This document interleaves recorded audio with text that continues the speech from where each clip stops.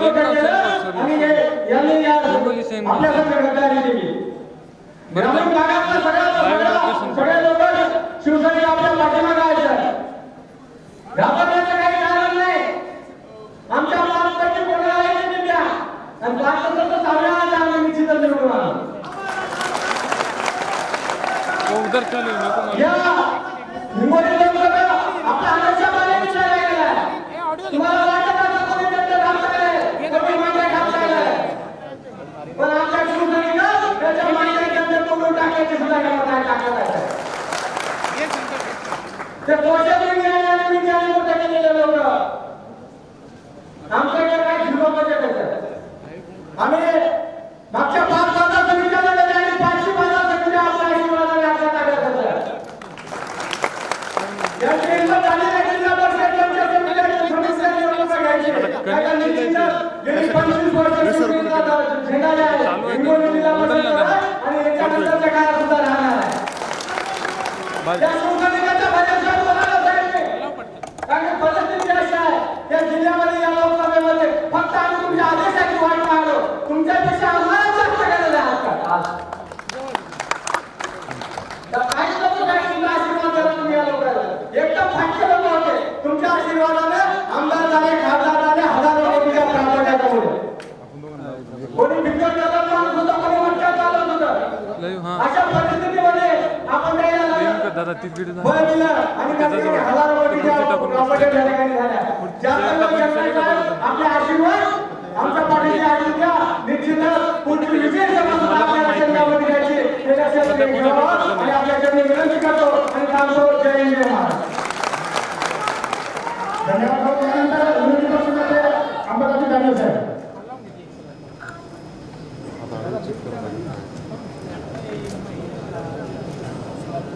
महाराष्ट्राची कुलकर्णी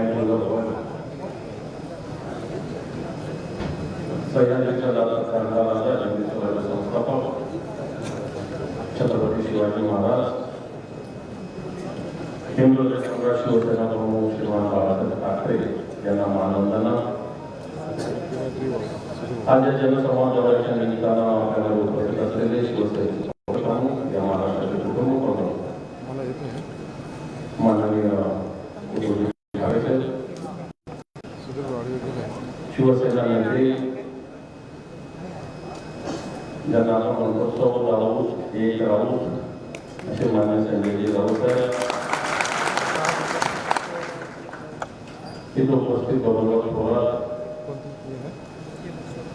खासदार संजयजी जाधव, आमदार राहुल पाटील, बबनराव थोरात, संजय देशमुख या जिल्हा प्रमुख, जयप्रकाशजी मुंदळा, ज्ञानेश पाटील आष्टीकर, सुभाजी वानखेडे, विनायकजी दिसे, एकनाथजी पवार, त्याचप्रमाणे उपस्थित संतोषजी देवकर, जगन्नाथ देशमुख, उपस्थित सर्व व्यासपीठावरील सर्व मान्यवर, माता भगिनी आणि बांधव. मागच्या 8-10 दिवसापूर्वी ठीक आहे, आमदार कोणी आमदार यांनी आंदोलन केलं होतं, बरोबर हो का नाही? आंदोलन केलं होतं का नाही? कुठे केलं होतं? Collector office. सत्ता कोणाची त्यांचीच आहे. आमच्या ठिकाणी जाऊन बसतो कलेक्टरच्या ऑफिसमध्ये. सत्ता झाली पक्षाच्या आमदाराला कलेक्टरच्या ऑफिसमध्ये बसून आंदोलन करावं लागतं. तू हे बरोबर आहे? बरं, आंदोलन कोणाला केलं? कोणाला केलं? कारण तुम्हाला सांगा ना, संतोष बाबा काय केलं त्यांनी? वाळू माफिया. तर आता हे आम्ही सांगितलं का कोणी? त्यांच्याच त्यांनी सांगितलं का नाही सांगितलं? वाळू माफिया म्हणून कोण सांगतो? वाळू माफिया सरकार काय गुपचूप टाकून सरकार आपल्याला शासन आपल्याला कोणाच्या सरकार जातं, वाळू माफियाच्या झालं जातं, मटक्याच्या झालं जातं, झालं जातं. इथं दिवसा डोळ्यात गुन्हा पडतात तेव्हा आपल्याला खून झाला. कृषी संरक्षक राजेश शिवाजी कोल्हा आता एसपी साहेब आहे की अजून अटक केलेली आहे, माहिती नाही. पण एसटीना सुद्धा मला त्या धंद्याला प्रोत्साहन द्यायला जास्त वेळ आहे. बाकी आता अगोदर करायला वेळ नाही. आता हे फोन तिकडे संपर्क साधून इथल्या पोलिसांना तर हे धंदे की हे जे लोक आहे यांच्या गाड्यांना संरक्षण देणे, दिवसा ढवळ्या आमदार गेल्या गाड्यांच्या मावळच्या गाडी प्रमाण करतात त्यांना त्याच्यामध्ये पोलीस वगैरे त्याचा खून झाला वगैरे त्याला पकडण्यात काही येतच नाही. मागच्या वर्षाच्या व्यवस्थेला बघतो हेच सांगितलं एसटीनं आहे. पण ठीक आहे बघू साहेब आपण खुर्चीवर सगळ्याला हिशोब द्यायला करू आपण. अशा पद्धतीनं आपण काही आता भाषण केलं. आपण सिनेमामध्ये संत ज्ञान नामदेवांनी आपला हा या इथला आपला संत आपल्या या भूमीतला त्यांनी झेंडा पंजाबला घेऊन गेले. म्हणजे देश स्थानांतरण केलेले संत नामदेवाचे दर्शन नामदेवाचे ही आपली भूमी आहे. आणि अशामध्ये अशा पद्धतीनं हे पैदा झाले. खरंच आपण रुजळ असे लोक पैदा झाले इथे नामदेवाच्या भूमीवर. पण अशी इथं भूमी असताना मला असं वाटतं असे लोक या ठिकाणी जन्माला आले. वाटतं येणार का राजकीय दृष्ट्या या सगळ्या लोकांना आपल्याला चांगल्या पद्धतीनं योग्य त्या ठिकाणी वाटावं. औंढनाला कसं म्हणून विसोबा खेचर आलेले तिथे जन्मलेले. विसोबा खेचरांच्या आपल्याला सगळ्या गोष्टी माहिती. औंढा नागनाथ आपले 12 ज्योतिर्लिंगापैकी एक ज्योतिर्लिंग. आणि असं सगळं असताना त्याला चांगल्या म्हणी असतात खेड्यापाड्यात असताना. आणि अशी पहिला जर तिथे जन्मले असेल तर तिथं समूळ नायनाट आपल्याला येणाऱ्या निवडणुकीमध्ये करावा लागला. आपण नुसती संतांची भूमी समजायची म्हणायची फक्त भाषण करतो नाही झालं पाहिजे. या संतांच्या भूमीमध्ये अशा पद्धतीचे जे जे जन्मलेले आहे याला समूळ उच्चारण आपल्याला येणाऱ्या काळामध्ये करावं लागेल. शासन आपल्या दारी कार्यक्रम झाला. आठवड्याभरापूर्वी कार्यक्रम झाला. मला चांगल्या पद्धतीने माहिती घेतली. तलाट्याकडे 5,000 रुपये साहेब. ग्रामसभेकडून 5,000 रुपये बरोबर. ग्रामसभेकडून 5,000 रुपये. कृषी सहाय्यकडून 5,000 रुपये. मग यांनी काय करायचं गावात येऊन गाडी भरून आणायची आणि कार्यक्रम घेऊन जायची भाषण करायची. आणि तिथं काय केलं येऊन वाजले की वाजला लागले तिथं लावणे झालं काय. शासन आपल्या दारी काय लावणी काय करतात. शासन आपल्या दारी म्हणतं आणि तिथे लावण्याचे कार्यक्रम होता. मला असं वाटतं शासन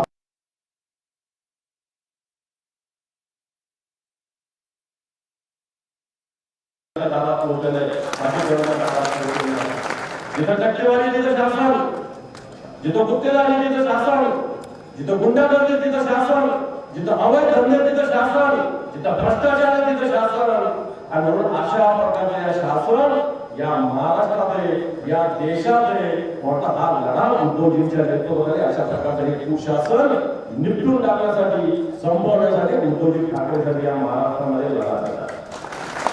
या उद्धवजी ठाकरे साहेबांनी मुख्यमंत्री झाल्या आपल्याला चांगल्या पद्धतीने आठवत असेल. मुख्यमंत्री झाल्या 2 लाखाची कर्जमाफी दिली होती की नाही. होती की कोणा सांगा काय करायला लागलं आपल्याला जाऊन नुसतं आलं का चुके बरोबर आहे. त्याच्या आधी पण 1.5 लाखाची कर्जमाफी झाली होती. पण 19 ग्रीन लिस्ट त्याच्यात तयार आहे. मला चांगल्या पद्धत नाही आणि गावागावामध्ये याची वाचायचो 19 याला झाला आता बघा. पण उद्धवजींच्या काळामध्ये फक्त एका आंबेडकरांमध्ये 2 लाखाची कर्जमाफी केली. आणि मग अशा पद्धतीने शेतकऱ्यासाठी कार्य करणारे मुख्यमंत्री आणि तिकडे इथं घोषणा करतात की हा महाराष्ट्र आत्महत्या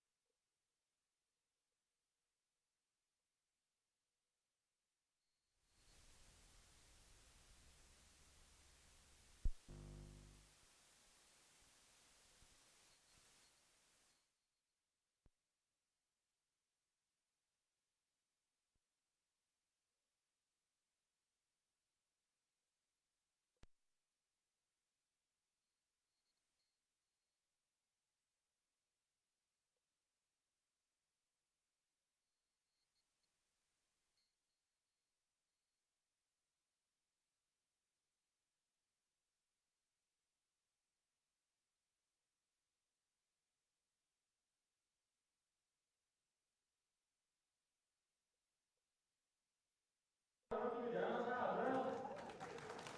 तुमचं सरकार आहे ना? आता बघ यायला का पण त्यावेळेस बोलायचं. तुमचं सरकार आल्यावर कोण घरात गुपचूप बसायचं. दंगेकर आरक्षणाच्या पहिल्या मंत्रिमंडळाचा निर्णय आणि घेऊन गावामध्ये जाऊन सांगायचं. 10 वर्ष झाले आपण निर्णय घ्यायचे. यात्रा करायच्या, सोयाबीनला 6,000 भाव द्या, कापसाला 10,000 भाव द्या. कापसाची काय स्थिती आहे? 5,000, 5,500, 6,000, 7,000. ज्यावेळेस शेतकऱ्याकडे कापूस होता त्यावेळेस 5,000 होता. आज व्यापाऱ्याकडे कापूस गेल्यानंतर तो 7,000-7,500 झालेला आहे. या कापसाचं आयातीचं धोरण चुकीचं आहे. या सोयाबीनचं धोरण चुकीचं आहे सरकारचं. या सगळ्या धोरणामध्ये या शेतकऱ्याला आवडलं जातं. या ठिकाणी वावटळाली वादळ आलं, पाऊस आला, गारपीट झाली, या शेतकऱ्याला मदत मिळाली नाही, मिळाली का नाही? मिळाली का हो का नाही? पीक विमा मिळाला का आपल्याला? घोषणा होती काय? मोठ्या मोठ्या कंपन्याचे घरं बांधले जातात, पण या शेतकऱ्याला हरवलं जातं. म्हणून अशा पद्धतीचं आज या राज्यामध्ये सरकार आहे. खासदार आमदार पैसे न बोललेलं बरं. खासदार ते कधी फेडत पण शिवशासनाला येतात. आमदार एकमेकाच्या भांडणात गुंतले झाले गुंतलेले. या भागाचं पूर्णपणे दुर्लक्ष आहे. आणि म्हणून मला असं वाटतं या भागातील सिंचनाचे सुद्धा प्रश्न आहे. त्याच्यावर कोणाला वेळ लक्ष द्यायचं? येलदरी गावा गावाचा प्रश्न आहे. उद्धवजी ठाकरे साहेबांच्या काळात हा विषय आला, पुढे गेला. या लोकांनी होऊ दिला नाही. यांना याच्यामध्ये घेतलं नाही. या भागात सिंचनाचं येलदरीसाठी जमीन कोणाची केली? या भागात सिंचनाची जमीन गेली. पण येलदरी गावात लागल्यातून या भागातील जनतेला पाणी मिळत नाही, शेतकऱ्याला मिळत नाही. आणि म्हणून मला वाटतं येणाऱ्या काळामध्ये या शिवसेनेचं सरकार उद्धवजी ठाकरे साहेबांच्या नेतृत्वात या महाराष्ट्रात असेल. हे हक्काचं पाणी सुद्धा या शेतकऱ्याला मिळालं पाहिजे. ही सुद्धा भूमिका मी ठेवण्याचा आहे. आणि मानवामध्ये जास्त बोलत नाही. येणाऱ्या काळामध्ये परिवर्तन आहे. हे परिवर्तन या महाराष्ट्रात उद्धवजी ठाकरे साहेबांच्या नेतृत्वाखाली होणार. जे उद्धवजी ठाकरे साहेब यांनी फक्त 2.5 वर्षाची सत्ता या महाराष्ट्रात होती. आणि या 2.5 वर्षामध्ये या देशाचे टॉप 5 मुख्यमंत्री त्यांचं नाव सातत्यानं आलं. त्याचा साथ अभिमान असला. आणि म्हणून येणाऱ्या काळात त्यांच्या नेतृत्वामध्ये निश्चित या भागातून शिवसेनेचा भगवा उद्धवजींच्या नेतृत्वाखाली दिल्लीत आपण येण्याचा संकल्प करूया. एवढं सांगून थांबतो. जय हिंद, जय महाराष्ट्र. धन्यवाद साहेब. तराजूचं प्रेम कधी तोलायचं नसतं आणि जिथं संजय राऊत साहेब असतात तिथे जास्त बोलायचं नसतं. शिवसेनेच्या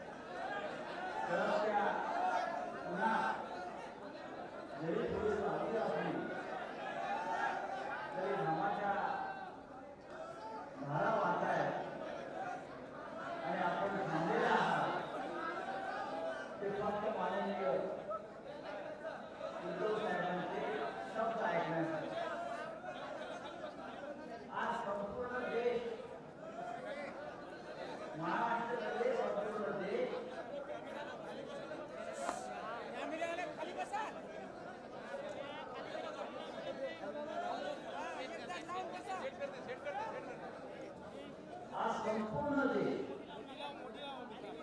आपल्या खऱ्या शिवसेनेचे आणि उद्धव ठाकरे साहेबांचे फार मोठा आश्रय. या देशामध्ये परिवर्तन घडवायचं असेल, राज्यात परिवर्तन घडवायचं असेल तर ती ताकद फक्त आपल्या शिवसेनेमध्ये आहे.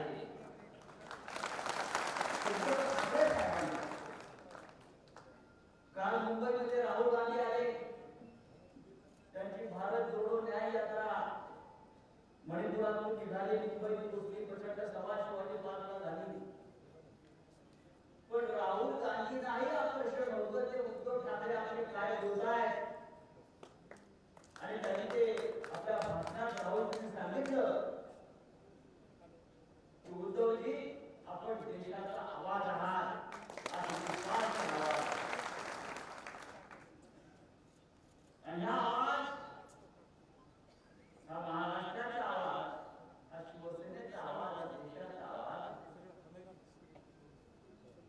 लोकांना सहन झाला नाही आणि त्यांनी आपली शिवसेना फोडण्याचा प्रयत्न पण एवढे भाव सोडून सुद्धा शिवसेना देशात टिकली होती आहे. एकही शिवसेनेचा बाल माका झाला नाही. हिंगोलीचा तुमच्या खात्यात पाहून गेला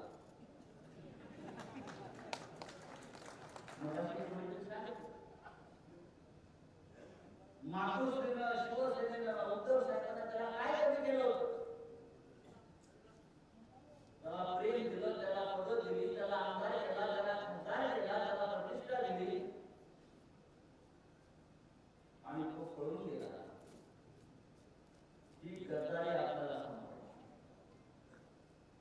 आणि हिंगोलीची जनता ही कायम एका निष्ठेनं बाळासाहेब ठाकरे आणि माननीय उद्धव ठाकरे यांच्या पाठीशी उभी राहिली आणि जाम केली आहे. मुख्यमंत्री असताना उद्धव ठाकरे साहेबांना कुटुंब प्रमुख का म्हणतात? मुख्यमंत्री अनेक झाले महाराष्ट्रात, आपल्या देशात मराठवाड्यातले झाले, पण कधीही कोणत्या मुख्यमंत्र्याला कोणी कुटुंब प्रमुख पदवी दिली नव्हती. उद्धव साहेबांना जनतेनं दिली. कारण त्या कोरोनाच्या संकट काळामध्ये संपूर्ण देशामध्ये जगामध्ये लोक मृत्यूशी झुंज देत होते. आपल्या बाजूच्या राज्यात उत्तर प्रदेशमध्ये, गुजरातमध्ये प्रेत जायला जागा नव्हती. ज्या राम मंदिर बांधलाय मोदींनी, त्या उत्तर प्रदेशमध्ये गंगेमध्ये रोज हजारो प्रेत मराठवाड्याची बेवारसपणे टाकली जात होती. गुजरातमध्ये जिथून मोदी प्रधानमंत्री आहे, अमित शहा गृहमंत्री आहे, त्या गुजरातच्या स्मशानामध्ये रांगा लागल्या होत्या प्रेतांच्या. त्याला 2-3 दिवस स्मशानात जागा मिळत नव्हती. अशा वेळेला राज्याचे मुख्यमंत्री म्हणून उद्धव ठाकरे, हे माझं कुटुंब आहे, या कुटुंबाची जबाबदारी माझी आहे. या आया बहिणी, मुलं, माता, भगिनी, या सगळ्यांची जबाबदारी माझी आहे. त्यांचे प्राण मला वाचवायचे म्हणून त्यांनी ते काम केले. आपले प्राण वाचवले, आपली घरं वाचवली, आपले संसार वाचवले. आणि म्हणून या महाराष्ट्रात नव्हे तर देशातले सर्वोत्कृष्ट मुख्यमंत्री म्हणून त्यांचा गौरव झाला. आणि महाराष्ट्राला त्यांना उद्धव ठाकरे हे त्याच्यामुळे माजी मुख्यमंत्री कधीच होऊ शकत नाही. ते सदैव आपले कुटुंब. आणि आता ते काय रणनीतीचे मुख्यमंत्री आज आहे जातात, ते मोदी शहाच्या मेहरबानीवर जगायला लोक आहेत. महाराष्ट्र कोणाच्या मेहरबानीवर जगत नव्हता. महाराष्ट्राला स्वाभिमानी आहे, मराठी माणूस स्वाभिमानी आहे. पण आज महाराष्ट्राचे मुख्यमंत्री आणि उपमुख्यमंत्री हे गुजरातच्या मेहरबानीवर जगतात. उद्धव ठाकरेंनी, आपल्या माननीय उद्धव साहेबांनी या गुलामीच्या वेड्या मान्य केलेल्या आहे. म्हणून त्यांना मुख्यमंत्री पदावर जावं लागलं.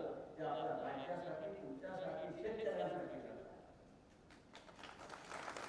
तेव्हा माझा आपल्याला एकच सांगा, ज्या बाळासाहेब ठाकरेंनी माननीय हिंदुत्व स्वतः शिवसेना लोकशाही शिवसेना स्थापन केली, निर्माण केली,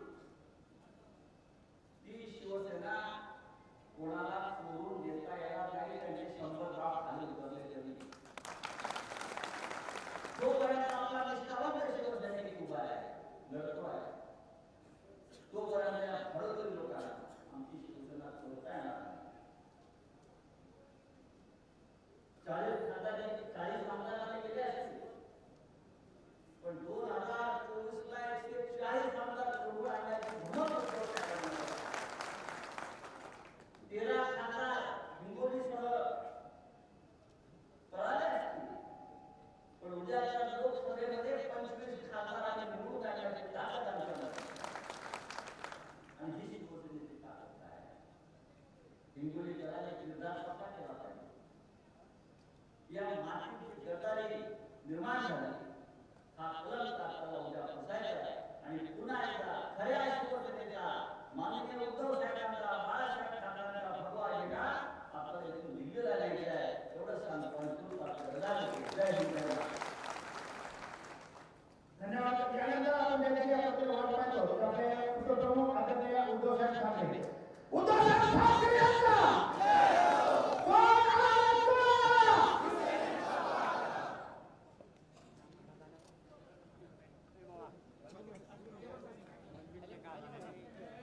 थांबा एकदा सेट होत आहे.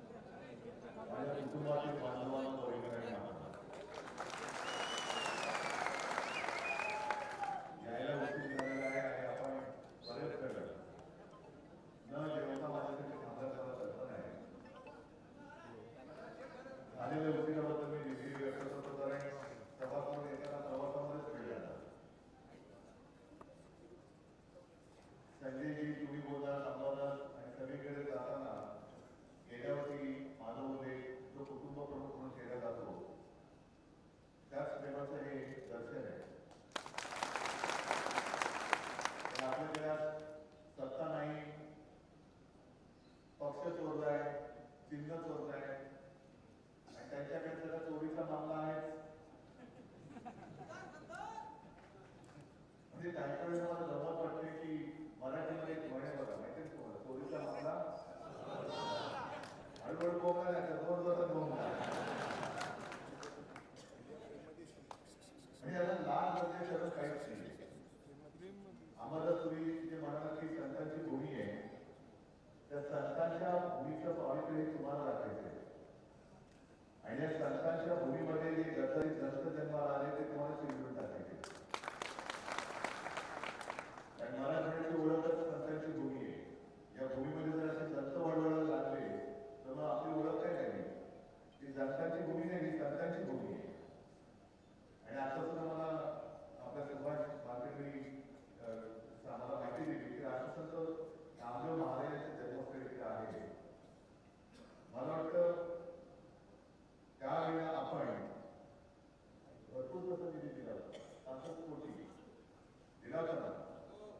त्याचं काम किती झालं काय झालं आणि अशी कामं मी हाती घेतली होती. 65 कोटीचा निधी संत नामदेवाच्या जन्मस्थळावरती करतोय. ते काय कामाचं नाही, 65 कोटी माझ्या आपल्याला आला पाहिजे त्याचा यायला नाही म्हणून त्यांनी खाली घेतलेलं होतं. की छत्रपती शिवरायांच्या गडकिल्ल्यांचं जीर्णोद्धार असेल किंवा संवर्धन करण्यासाठी पैसे दिले, महाराजांच्या गडकिल्ल्यांसाठी पैसे माझ्याच खिशात आले पाहिजे त्याचा यायला नाही. जुनी जी काही मंदिर आहे त्याच्या जीर्णोद्धारासाठी आणि संवर्धनासाठी पैसे, मंदिराच्या जीर्णोद्धारासाठी पैसे माझा कॉन्ट्रॅक्टर पाहिजे आणि माझ्याच खिशात पैसे आले पाहिजे त्याचा यायला नाही. हे सगळे असं गद्दारीचं सगळं फसवत सगळं. आणि संजय जे तुम्ही मनाच्या सर्व जे उल्लेख केला की देवेंद्र फडणवीस बोलले त्याची कुठेतरी मुलाखत झाली आणि अत्यंत बेसरपणे बोलले की जे मी पुन्हा एक बोललो होतो ते 2 वर्ष फोडून पुन्हा आलेले आहे. म्हणजे जे दुसरे जे आपले मिंदे आहेत ते सांगतायत उद्धव ठाकरे यांनी शिवसेना प्रमुखांचे विचार सोडले आणि हिंदुत्व सोडलं, त्याचा खुलासा द्या. काय म्हणलं तुम्ही? नाही काय नाही एकच जबाब सांगा त्याने केलेलं आहे आणि त्याने सांगितलं की 2 पक्षाचे नेते फोडले. हा सर्व न्यायालयाचा पुरावा द्यायला पाहिजे कसा फोडला, फोडाफोडी करणार घरफोडे बसल्या पाहिजे आणि या घरफोडे बसल्यानंतर आपली गडी परिस्थिती जाते. हे काल सहज कुठेतरी म्हटलं ना आपले खासदार अनिल सावंत आहे त्यांच्या तिकडे शाखा वेगळी गेलो होतो. शाखा वेगळी म्हटलं तर मोठमोठे स्वभाव आहे. आपल्याकडे पद्धत नाही जी शिवसेना प्रमुखांना लावून दिले की लोकप्रतिनिधी कोणताही असेल, नगरसेवक असेल, खासदार असेल, आमदार असेल, कोणी असेल, निवडून दिल्यानंतर त्यांनी केलं काय, दरवर्षी त्याच्या कार्याचा अहवाल हा मतदारांकडे दिलाच पाहिजे ही शिवसेना प्रमुखांनी लावलेली शिस्त आहे.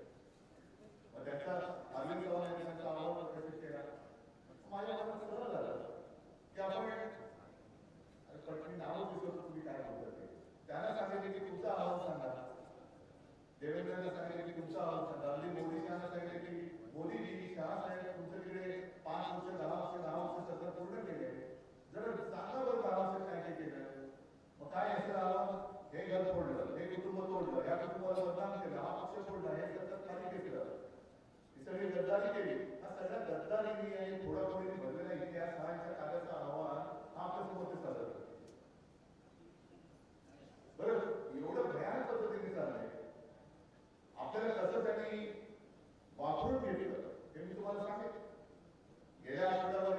तुळजाभवानीच्या मंदिरात गेलो होतो आणि तिथे ती समाजाच्या सभेत मी आई तुळजाभवानीची शपथ घेऊन सांगितलं की अमित शहानी मातोश्रीवरती येऊ मला 40 वर्षाचं वचन दिलं होतं हे मी तुळजाभवानीची शपथ घेतली. मग एवढी शपथ मी घेतल्यानंतर तरी देखील अमित शहावर तुमचा विश्वास असतो. एवढ्या नारायणपणे ते वागल्यानंतर आम्हाला छत्रपती शिवाजी महाराजांनी शिकवले एक तर कोणावरती हात उचलायचा नाही पण जर कोणी पाठीमाग केला तर त्याचा पुतळा हा काढायलाच पाहिजे. बरं काँग्रेस सोबत गेलो म्हणून मी हिंदुत्व सोडलं. तुम्हाला वाटतं की मी हिंदुत्व सोडलं? मी शिवसेना लोकांचा एक विचार सोडले वाटतं सोडूच शकत नाही. भाजपचा जो डाव होता की त्यांना असं वाटत होतं की उद्धव ठाकरे काही करू शकत नाही. काय करणार याला यावंच लागेल. वचन जेव्हा याला फसवलं तर याला फसवलं आता मागे यावंच लागेल. पण त्यांना ही तेव्हा माहिती नव्हती की तुम्ही आज जो माझ्यावरती घडण्याचा याचा आरोप करताय त्या हिंदू हृदय सम्राट शिवसेना प्रमुखांचं रक्त माझ्या शरीरात आहे ते तुमच्यासोबत घुसणार नाही वाटणार नाही पण तुम्हाला मोडून तोडून टाकल्याशिवाय आम्ही ते राहणार नाही. हे उघड सगळं गाव चाललेलं आहे. मी तुम्हाला का सांगतो कारण बाकीचे प्रश्न आहेत ते तुम्हाला माहिती आहे. शेतकऱ्यांना पीक विमा मिळतोय का हमी भाव मिळतोय का महागाई कशी वाढते हे आहे त्याच्या विरोधात आपण करतो. पण त्याच बरोबरीने यांची जे काही डावपेच आहे तसं आपल्याला संपवलं जाते. शिवसेनेला संपवण्याचा कसा घातक प्रयत्न केला. ज्या वेळेला भारतीय जनता पक्षाच्या देखील हिंदुत्व शब्दच नव्हता गांधीवादी समाजात घेऊन चालले ते पुढे संपूर्ण देशात फक्त 2 खासदार होते. मी कालच्या सभेत बोललो अख्ख्या देशात 2च खासदार आले होते अडवाणी आणि दुसरी कोण आले होते. 87 सालच्या पोटनिवडणुकीत जेव्हा पहिल्यापासून देशात आपण ती माझ्याची पोटनिवडणूक जिंकलो तेव्हा असं कळलं अरे हे या दिशेने जिंकू शकतो. त्यांचा जो हवा केलेला फुगा होता रबडी त्याच्यात आपण हवा भरली म्हणून हा फुगा फुगलेला आहे. पण हा फुगा फुगला ज्याने मदत केली अगदी मोदीजींना असेल भारतीय जनता पक्षाला असेल संकट काळात ज्या शिवसेनेने मदत केली ज्या शिवसेना प्रमुखांनी मदत केली तो पक्ष तुम्हाला काय वाटतं तुम्ही दिल्ली पोहोचत म्हणजे काय ब्रह्मदेवाचे बाप झाला? तुम्ही आम्ही तुम्हाला तिकडे मदत केल्यानंतर तुम्ही आम्हालाच कसं करायला लागलं आणि या हिंगोलीच्या शिवसेनेचा बाधी किल्ला आहे. हा बाधी किल्ला आहे. किती तुम्ही तोडण्याचा प्रयत्न केला करा पण प्रत्येक वेळेला इथून इथल्या हिंगोलीकरांनी निवडून दिलाय तो शिवसेनेचा आणि शिवसेनेच्याच मार्गावर दिलाय. मगाशी साहित्य आपल्या बरोबर मांडलं. आणखी एक मला राजेश बोलला यांच्या आजच्या आता झाले ना काही दिवसापूर्वी काय करतात पोलिसांनी तुम्हाला असं गोष्टी देत नाही. पण शेवटी तुमच्याकडे आणि न्याय मागायचं तुम्ही आमचं रक्षण नाही करणार तर हे जे बसतात तिकडे ठोकेबाज त्यांच्याकडे न्याय मागायचा. तुम्ही जर गुन्हा लावू शकत नसाल आणि मुळामध्ये जर जनता असुरक्षित असेल तर माझ्यासमोर प्रश्न पडतो पोलीस तरी सुरक्षित आहेत का? पोलीस तरी सुरक्षित आहेत का? हा लढा तो माझ्या एकच नाही की सगळ्यांसाठी लढतो त्याचे पोलीस सुद्धा आहेत. मी जेव्हा मुख्यमंत्री होतो तेव्हा पोलिसांना प्रत्येक वेळेला जेव्हा जेव्हा टीका झाली तेव्हा मी खंबीरपणे माझ्या महाराष्ट्र पोलिसांच्या पाठी उभा राहिलेला आहे. अनेकांच्या तेव्हा जरा अरे का माझ्या पोलिसांचा भरपूर आहे पण पोलिसांना सुद्धा जर तुम्ही हात आपण ठेवणार असाल म्हणजे हातकड्या ज्याला घालायचे ते मोबाईल आणि पोलिसांना तुम्ही जर तुमच्या हुकुमशाहीच्या हातकड्या घालणार असाल तर पोलिसही काय करणार? असं जेव्हा असंतोष अख्ख्या रक्षणाला लागतो तेव्हा त्याचा स्फोट होतो. का सगळी जनता रस्त्यावर केली? का सगळ्या माता भगिनी या आक्रोश करत आहेत? कारण न्याय मागून मिळत नाही आणि शिवसेना प्रमुखांनी बरोबर शिवसेनेची स्थापना न्याय हक्काच्या रक्षणासाठी म्हणून केली. आज तुम्ही महाराष्ट्र उभारताय मुंबई लुटताय. मी मुख्यमंत्री होतो तेव्हा हिंमत होती महाराष्ट्र एक सुद्धा उद्योगी गुजरातला देऊन दिला होता आणि त्याचे लाचार देखील आता सत्तेच्या अभ्यासापायी ते दिल्ली शिवरायांची खुर्ची चाटतात त्यांचे भूत चाटतात. त्या निंदेने मला सांगायचे की डोळ्यात देखत महाराष्ट्र लुटला जातोय आपल्या हक्काचं जे होतं ते लुटलं जातंय बाहेरच्या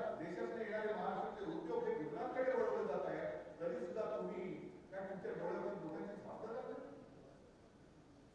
काय महाराष्ट्रामध्ये किती उद्योग आहे तुम्ही सांगा. पंतप्रधानांनी ते 14 साली सांगितलं होतं की दरवर्षी 2 कोटी रोजगार आम्ही देऊ. त्या 2 कोटींपैकी म्हणजे जर दरवर्षी 2 कोटी दिले असते तर 10 वर्षात 20 कोटी रोजगार ते संपूर्ण देशात उत्पन्न झाले असते. महाराष्ट्रात किती मिळाले असते आणि किती मिळाले ते सांगा ना मला. एक सुद्धा वचन पंतप्रधानांनी पूर्ण केलेलं नाही. पीक विमा मला सांगा बरोबर प्रामाणिकपणे जर मिळाला असेल मला आनंद होईल. पीक विम्याची रक्कम किती करायला मिळेल मला सांगा. काहीच नाही.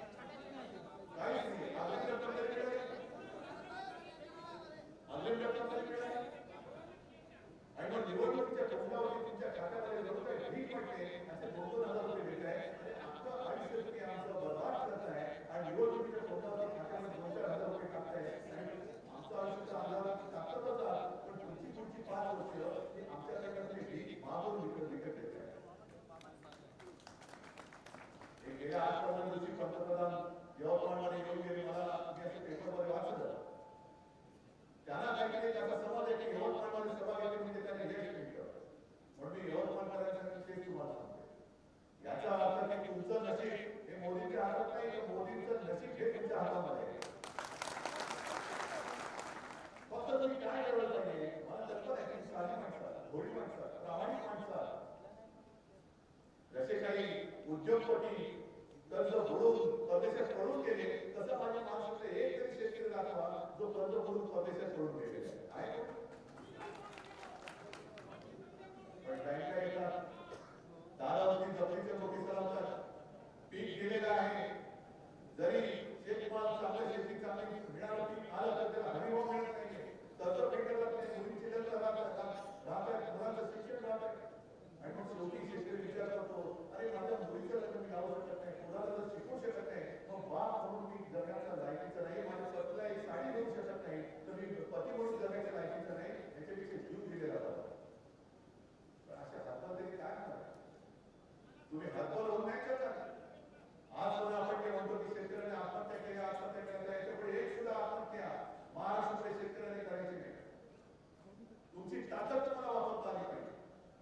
जसे उत्तरेतले शेतकरी हे रस्त्यावर उतरले तरी दिल्लीमध्ये चालले ते शेतकरी दिल्लीत येऊ नये म्हणून मोदी सरकारने त्यांच्या वाटेत खेळ टाकलेले कारण कुंपण लावले त्यांच्यावरती बंदुका उभे पोलीस उभे केले असे दुसऱ्याचे गोळे त्यांच्यावरती मारत आहेत का तर माझा अन्नदाता त्याच्या शेतीमालाला हमीभाव जे वचन मोदींनी तुम्ही दिलं होतं स्वामीनाथन आयोगाप्रमाणे आम्ही हमीभाव देऊ. शेतकऱ्याचं जेवढं लागवडीचा खर्च असेल त्याच्यात 50% अधिक नफा मिळवून जी रक्कम येईल ती आमची हमीभावाची रक्कम असेल हे रक्कम वचन मोदींनी दिलेलं होतं. मग तेच त्याची आठवण करायला जर शेतकरी दिल्लीत येत असेल तर दिल्लीत नाही यायचं. आम्ही येणार कडेवर बंदोबस्तात बुलेट प्रूफ जॅकेट घालणार आजूबाजूला बॉम्ब स्क्वॉड असेल सगळे ते जॅकेट कमांडोज असतील आसपास कोणी यायचं नाही आणि मग आम्ही लांबचे सगळं बसायला लागले भैया बहिणो ये मेरा परिवार है आपका मेरा बहुत पुराना रिश्ता है. परिवार जेव्हा तुम्ही दिलेली वचनं त्या वचनाची आठवण करून दिल्या दिल्लीमध्ये येतो तेव्हा त्याच्या अंगावर तुम्ही बंदुका लावता. मग आता तुमची वेळ आलेली दिल्लीतले शेतकरी उत्तरेतले शेतकरी काय वेगळे आपल्या देशाचे शेतकरी उद्या तुम्ही जर दिल्लीत जायला निघाला तर तुम्हालाच ते आणणार मग काय करणार तुम्ही आत्महत्या करणार. उत्तरेतले शेतकरी 2 वर्षापूर्वी 6-8 महिने थंडी वारा पाऊस ऊन कशाची पर्वा केली नाही. 600-700 शेतकरी त्याच्यामध्ये कसे थंडीत कुडकुडत आणि त्या पावसात वगैरे मृत्युमुखी पडले. सरकारला काही पडली नव्हती पण शेतकरी एवढे पिसाळले होते की मोदींना सुद्धा त्यांच्यावरती गुढग्यावरती यावं लागलं. दिल्ली एक किलोमीटर टाकून आणि त्याची आठवण करायला सुद्धा ते दिल्लीत जात आहे. आणि सगळ्यात संतापजनक गोष्ट म्हणजे राष्ट्रीय स्वयंसेवक संघाचे जे घोषवाडे आहे ती बातमी आहे माझ्याकडे. त्याने सांगितले की विध्वंस करणारी शक्ती आहे अराजक करणारी शक्ती आहे कोण शेतकरी. मग असं ज्यांच्या मनामध्ये तुमचं रूप असेल त्याच्याकडनं आपल्याला न्याय मिळेल आणि त्याला पुन्हा निवडून दिल्यानंतर तुमचं उत्पन्न दुप्पट होणार. 10 वर्षात नाही झालं तर पुढच्या 5-10 वर्षात दिल्याची आशा आहे. आणि म्हणून मी तुम्हाला हात जोडून सांगतो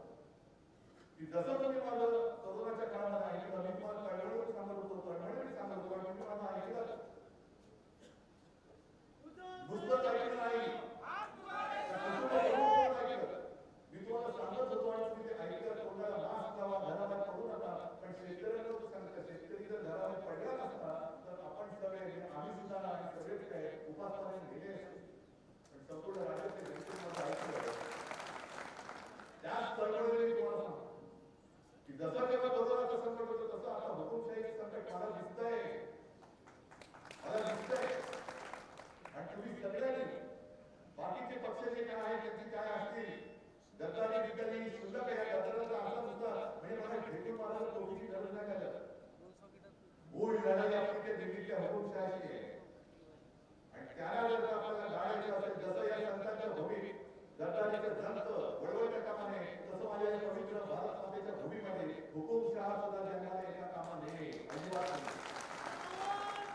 पण तुम्ही आता गोष्टी वेळा 5 वर्ष ज्या मस्तीत ते राहिले 10 वर्ष ज्या मस्तीत ते राहिले आता तुमच्या दारात येतील सरकार आपल्या दारी भीक मागायला येतील वाटेचे पैशाचा धबधबा वाटतील.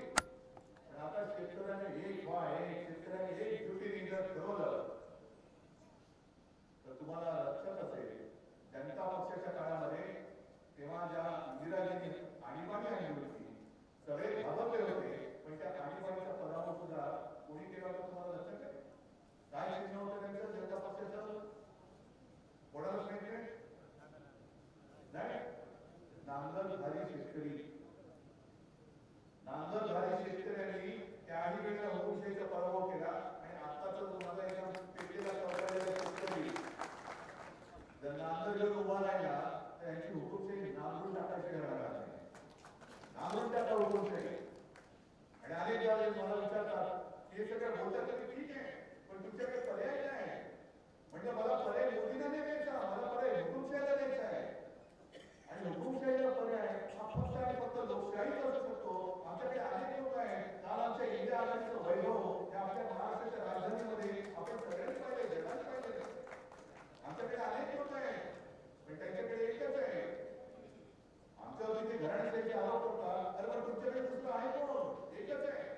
आणि एकाधिकारशाही आपल्या देशाला घातक करते हुकुमशाही देशाला घातक करते. म्हणून मी तुम्हाला परत एकदा हात जोडून सांगतोय इथला खासदार जर आपला पाहिजे कोणत्याही परिस्थितीत पाहिजे. गेल्या वेळेस खासदार होता आपण फसलो होतो 25 वर्ष फसलो होतो. आपल्याला असं वाटलं होतं की हा भारतीय जनता पक्ष हा जनतेचा कैवारी असेल पण हा जनतेचा कैवारी नाही त्यांच्या 2-5 उद्योगपती मित्रांचा कैवारी निघाला. हे शेतकऱ्यांचं सरकार नाही.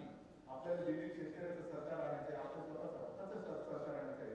म्हणून तिथून आपल्या हातात कशा घेतलेला अस्सल शिवसेनेचा खासदार जसा आजपर्यंत निवडून दिला तसा याही निवडून द्यावाच लागेल आणि त्याचं आणि तुम्ही शिवसेनेचा खासदार पुन्हा निवडून दिल्याशिवाय राहणार नाही हा विश्वास बाळगून खूप हृदय येतो. जय हिंद जय महाराष्ट्र.